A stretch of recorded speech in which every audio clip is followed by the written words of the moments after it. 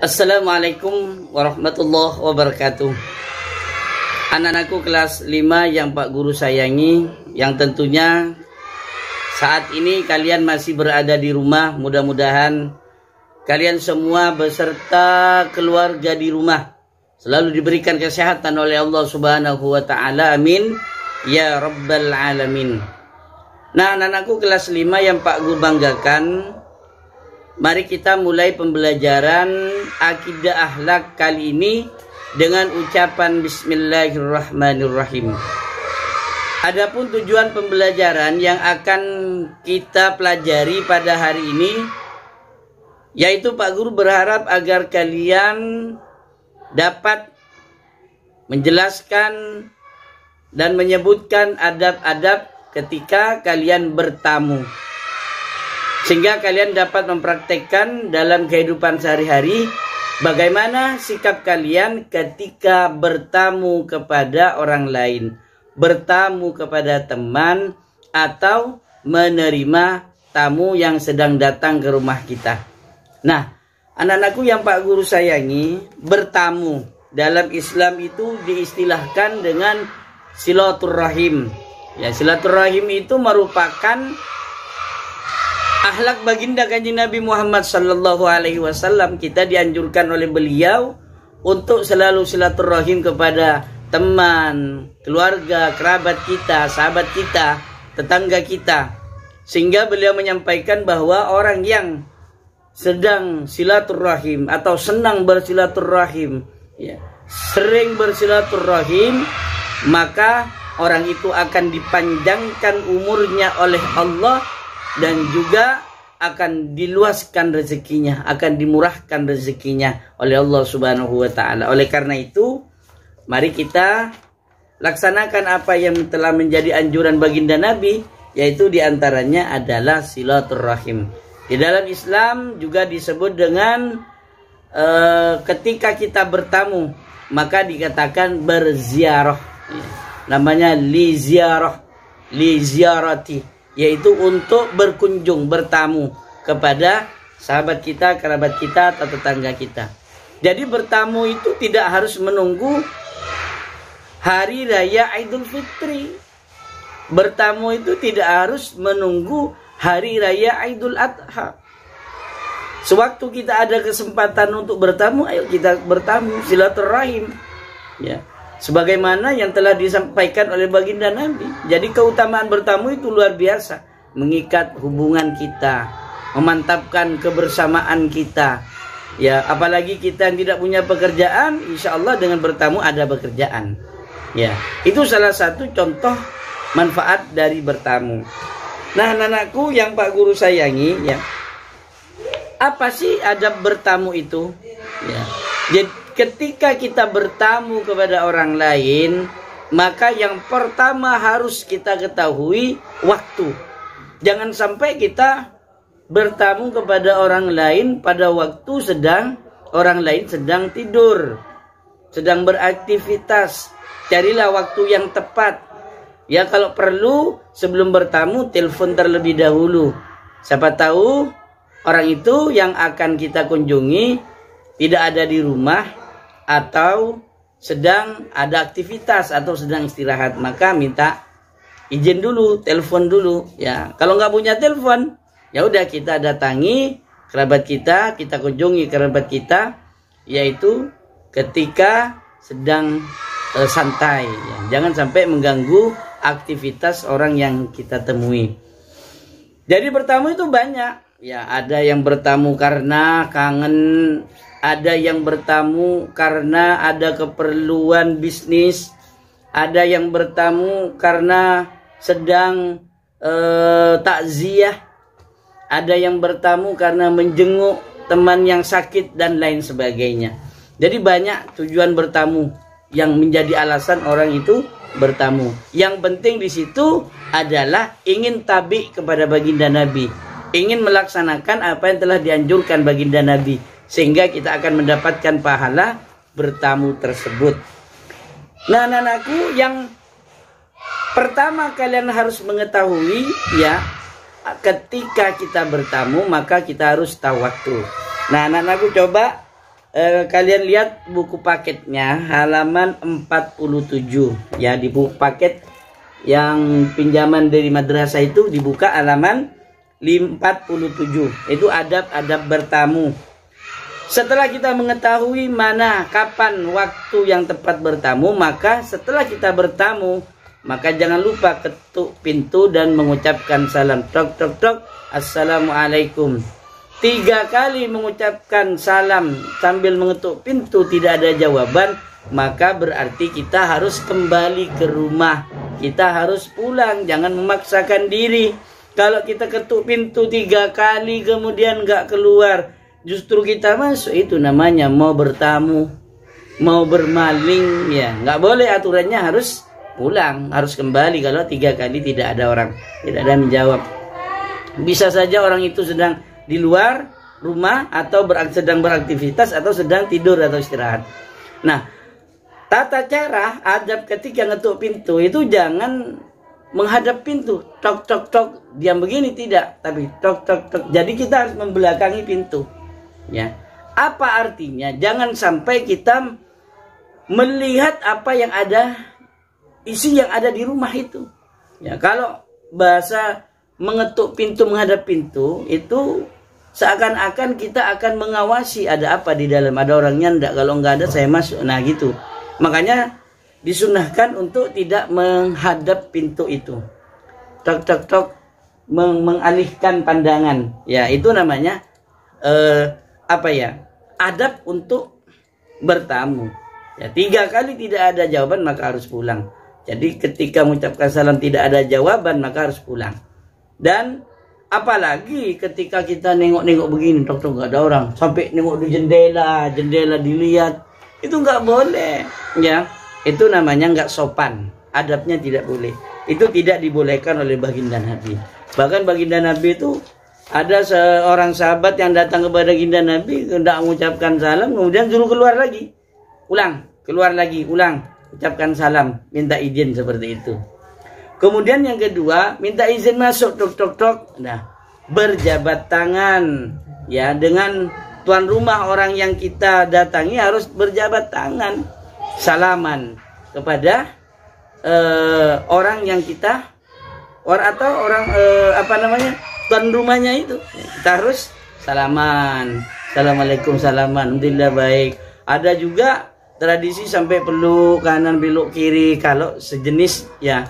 Kalau laki-laki dengan laki-laki atau perempuan dengan perempuan boleh sampai berpelukan untuk menunjukkan keeratan. Kemudian setelah dipersilahkan masuk, ya minta izin masuk, kemudian tuan rumah mempersilahkan masuk, baru kita masuk.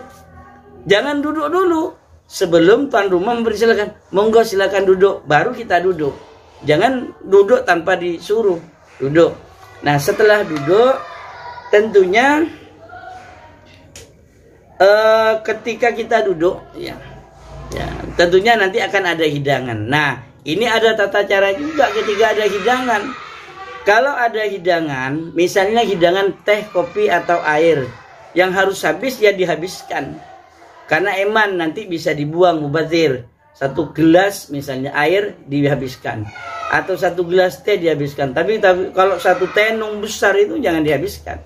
Ya, apalagi kue ya jangan dihabiskan. Dan kita jangan sampai memakan apa yang dihidangkan itu sebelum ditawarkan. Monggo hidangannya, baru kita minum atau kita makan. Kalau enggak boleh. Itu tata cara. Dan ketika kita berada di dalam ruangan itu, di rumah orang itu, harus menjaga sikap kita, bicara kita jangan sampai terlalu keras. Apalagi ketika tawa jangan sampai terbahak-bahak. Dan baju kita, ini yang harus dilihat. Baju kita ketika mau bertamu harus sopan. Artinya tutup aurat. Tidak harus mahal. Sopan, tutup aurat. Ya. Jangan sampai pakai baju you can see. Apalagi nggak pakai baju celana pendek. Diusahakan harus tutup aurat. Ya. Supaya bertamunya itu tidak tercampur oleh setan. Kalau sudah bertamunya bercampur setan, maka itu akan menyebabkan pembicaraan dengan tuan rumah itu yang tidak baik. Kemudian kalau misalnya kita bertamu itu mau bermalam, maka jangan sampai lebih dari 3 hari kata baginda Nabi, maksimal 3 hari ya. Misalnya sampai berbulan-bulan tidak boleh ya. Jadi aturannya hanya 3 hari kalau menginap. Tapi kalau tamu dengan keluarga, tetangga dekat, maka ya jangan terlalu lama, seperlunya apa yang kita sampaikan. Ya, jangan, karena kalau kita terlalu lama bertamu malah ngomongnya nanti malah ngelantur kemana-mana. Kemudian ketika mau pulang ya, itu berpamitan ya. Bedanya maling dengan orang bertamu itu di sini.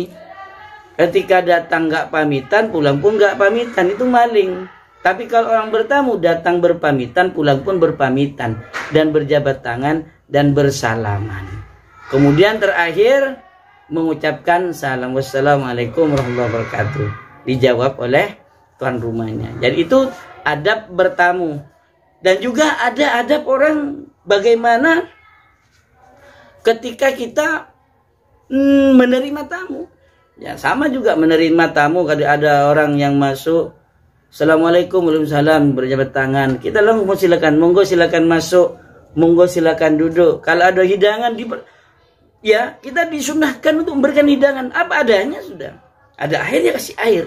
Jangan dibiarkan begitu saja. Tamu itu adalah rezeki. Ya, ketika ada orang datang bertamu kepada kita, itu rezeki. Makanya kita layani. Ya, terima tamu itu dengan baik, dengan sopan, dengan santun. Kalau misalnya menerima tamu juga perlu pakaiannya juga harus yang awalnya kok berpakaian tidak baju, pakai baju dulu ya, pakai baju sarung songkoan, itu lebih terhormat ketika kalian nanti menerima tamu. Kemudian ketika menerima tamu dipersilahkan minum atau makan ya. Bicaranya juga harus tidak boleh menyinggung perasaan. Dan ingat, kalau orang yang bertamu itu nggak boleh melihat isi rumah. Semua isi rumah dilihat, nggak boleh ya. Apalagi kalau misalnya ada benda-benda di kamar, di ruangan tamu tuan rumah itu sampai dipegang-pegang, dielus dan sebagainya, itu nggak boleh, itu nggak sopan. Jadi nggak boleh. Jadi tamu itu nggak boleh kemana-mana di ruangan itu, cukup duduk di tempat ya. Itu cukup duduk di, kecuali misalnya bertamunya itu karena bisnis, mau lihat barang-barang mau dijual, itu boleh ya. Kalau tamunya biasa, ketika kita hanya silaturahim, maka itu perlu nggak boleh kemana-mana. Dan ingat, ketika kita bertamu kepada orang, atau misalnya kita menjenguk orang lain yang sedang sakit, maka kita tidak boleh jujur ya. Artinya contoh misalnya orang itu terkena sakit tipes, dan bahkan cerita, itu bahaya tipes ini, kamu itu harus hati-hati, teman saya, tetangga saya kemarin kena tipes meninggal, itu nggak boleh. Jangan sampai itu terjadi ya. Kalau perlu berikan support, berikan semangat, karena datangnya kita itu sudah obat. Jangan sampai obat itu menjadi racun ya. Kita berikan semangat orang itu, ayo semangat, doa sembuh. Tetangga kemarin saya itu sembuh, yang penting semangat, sehat. Ayo makan makan dipaksakan makan, minum obat dipaksakan, sehingga kita kembali. Nah, ini namanya motivasi. Dan berikan doa ya, didoakan mudah-mudahan diberikan kesembuhan teman kita yang sedang sakit. Jadi juga menerima tamu harus layani dengan baik, memberikan hidangan dan sebagainya. Kemudian ingat, ketika kita menerima tamu, tamunya pamitan pulang, salaman, assalamualaikum, kita jawab dengan salam. Dan jangan lupa untuk diantar keluar pintu. Kalau perlu pintu halaman rumah ya, diantar. Itu lebih terhormat. Itu yang dicontohkan oleh baginda Kanjeng Nabi Muhammad SAW. Adab bertamu seperti itu, dan adab menerima tamu ya seperti itu. Diantar sampai pintu gerbang. Jangan ya pulang, ya udah monggo, assalamualaikum, waalaikumsalam. Udah tuh, orangnya belum pulang ditutup, tutup, masuk. Enggak, itu enggak, kurang etis ya. Jadi baginda Nabi itu mencontohkan diantar sampai pintu gerbang. Dicontohkan seperti itu. Itu lebih terhormat. Nah, anak-anakku yang Pak Guru sayangi, jadi itu ya yang perlu kita bahas ya, tentang adab bertamu.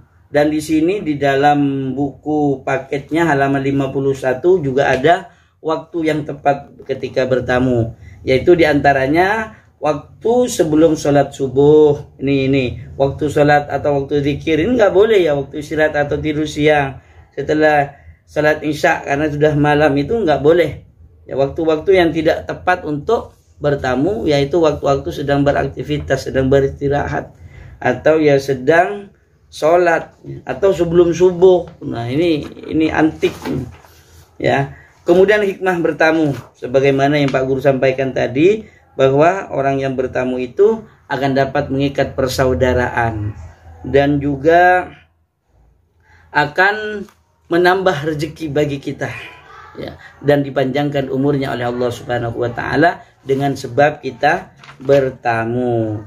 Nah, coba kalian buka halaman 54.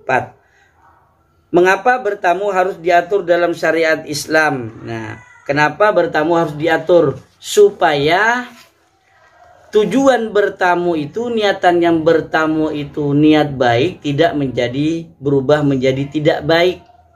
Contoh misalnya ketika kita bertamu ingin menyambut silaturahim, nyambung silaturahim, tapi kenyataannya kita di sana tidak menggunakan apa yang diatur oleh agama, oleh syariat. Misalnya ketika duduk kakinya di atas, atau ketika ngobrol berdua tertawa terbahak-bahak, maka itu yang menyebabkan akhirnya yang awalnya berniatan untuk silaturahim nyambung keluarga, malah itu akan jadi pertengkaran atau permusuhan. Makanya diatur oleh agama. Nomor 2, apa manfaat bertamu? Manfaat bertamu dipanjangkan umurnya, kata baginda Nabi. Kemudian diluaskan rezekinya, diberikan murah rezeki. Contoh orang bertamu panjang umur, karena biasanya lapar nggak lapar karena dikasih hidangan oleh tuan rumah ya. Kemudian dipanjangkan umurnya seperti itu, jadi biasanya lapar nggak lapar. Rezeki juga diberikan, rezeki berupa hidangan, diantaranya yang kelihatan yaitu diberi hidangan. Jadi biasanya tidak makan ya makan gara-gara kita bertamu. Itulah salah satu manfaat dari bertamu, rezekinya. Dan juga pekerjaan, biasanya ketika nggak ada pekerjaan kita nyari kepada teman bertamu, dan insya Allah dengan bertamu ada pekerjaan, ada bisnis dan sebagainya. Nomor 3, apa yang kalian lakukan ketika diajak berkunjung oleh orang tuamu? Kita harus mau ya, karena itu memang anjuran Nabi, dan itu orang tua akan mengajarkan kepada kita pentingnya silaturahim.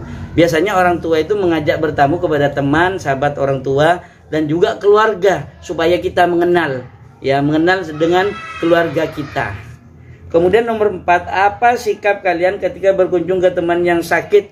Maka bawa oleh-oleh, misalnya mendoakan, dan tidak bicara yang menakutkan.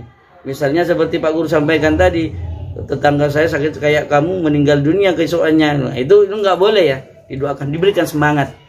Kemudian bagaimana tata cara bertamu di daerahmu? Ini tentunya tata cara bertamu setiap daerah itu berbeda-beda. Makanya kita harus bisa menyesuaikan. Kalau kita bertamu ke daerah orang lain, maka kita harus tahu apa yang menjadi adab atau menjadi etika atau kebiasaan, adat kebiasaan orang yang akan kita temui. Itu kita harus mengetahui.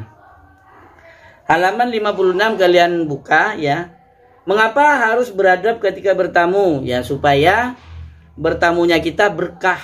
Ya, benar-benar akan mendapatkan panjang umur dan rezeki yang barokah. Ya. Karena bertamu itu, kalau bertamu nanti mau bertengkar ya nggak boleh. Ya, bertamunya itu bertamu dengan baik, bukan kesana ngajak tengkar, tawuran. Apa manfaat akhlak terpuji? Ya, orang yang berakhlak terpuji tentunya dia akan mendapatkan keselamatan. Kenapa kita harus berakhlak terpuji? Supaya kita selamat dunia akhirat sebagaimana dicontohkan baginda Nabi. Nomor 3, apa keuntungan berakhlak ketika bertamu? Maka ketika kita bertamu ya berakhlak, maka orang yang menemui kita, tuan rumah itu akan enjoy dengan kita. Dan bahkan mohon maaf, ketika kita sopan ya, kita baik kepada tuan rumah, maka apa yang dimiliki tuan rumah itu dikasih. Ya mohon maaf, bukan minta, bukan berharap, tapi ini salah satu contoh berkahnya, kebaikannya orang yang bertamu. Kemudian bagaimana sikap kalian ketika dalam keadaan yang sangat mendesak harus bertemu tuan rumah, sedangkan tuan rumah belum bisa menemui? Maka kita jangan memaksakan diri, karena ketika bertamu kita harus mendapatkan izin dari tuan rumah atau orang yang akan kita temui. Karena apalagi sekarang kan ada HP dan sebagainya, bisa melalui telepon. Ya, kalau misalnya orang itu sedang di luar atau tidak bisa menemui, kabar penting itu bisa disampaikan melalui telepon atau WA. Kemudian nomor 5, yaitu tulislah 2 hal yang tidak boleh dilakukan ketika bertamu. Contoh, tidak tahu waktu. 2, pakaian tidak sopan. 3, cara duduk kita tidak sopan. Kemudian tertawa terbahak-bahak. Kemudian menengok-nengok ketika ketuk pintu, kita nengok-nengok jendela. Atau juga ketika di dalam ruangan kalian melihat isi ruangan, apalagi sampai dipegang dan sebagainya. Ada juga ketika kalian belum dipersilakan duduk duluan, belum dipersilahkan hidangan makan dimakan duluan. Kemudian juga ketika pulang nggak pamitan, itu nggak sopan, nggak boleh. Ya, ketika mau pulang harus berpamitan. Itu yang harus dihindari ketika pulang. Jangan sampai kita tanpa izin, harus bilang dulu ke tuan rumah. Dan banyak lagi yang lainnya yang merupakan adab-adab yang tidak baik ketika bertamu. Ini yang harus kalian ketahui. Dan Pak Guru berharap kalian itu bisa melaksanakan, mempraktekkan hal ini ketika kalian bertamu dengan teman kalian, kerabat kalian, keluarga kalian. Dan mudah-mudahan pembelajaran tentang adab bertamu ini yang telah disyariatkan dalam agama Islam dan dicontohkan oleh baginda Nabi, kita bisa mempraktekkan dalam kehidupan sehari-hari kita. Dan dari Pak Guru cukup sampai di sini saja. Dan apa yang disampaikan Pak Guru tadi di soal-soal yang 5 dan 10 itu ditulis di buku tulis ya. Ya, dirangkum apa yang disampaikan Pak Guru. Nggak usah dikumpulkan. Dan nanti minggu depan kita akan bahas tentang adab berhubungan atau adab ketika kalian di buku LKS-nya kita akan bahas, yaitu adab tentang berteman. Dan Pak Guru akhiri pertemuan pada hari ini dengan ucapan alhamdulillahirabbil alamin. Allahul muwaffiq ila aqwamit thoriq. Wassalamualaikum warahmatullahi wabarakatuh.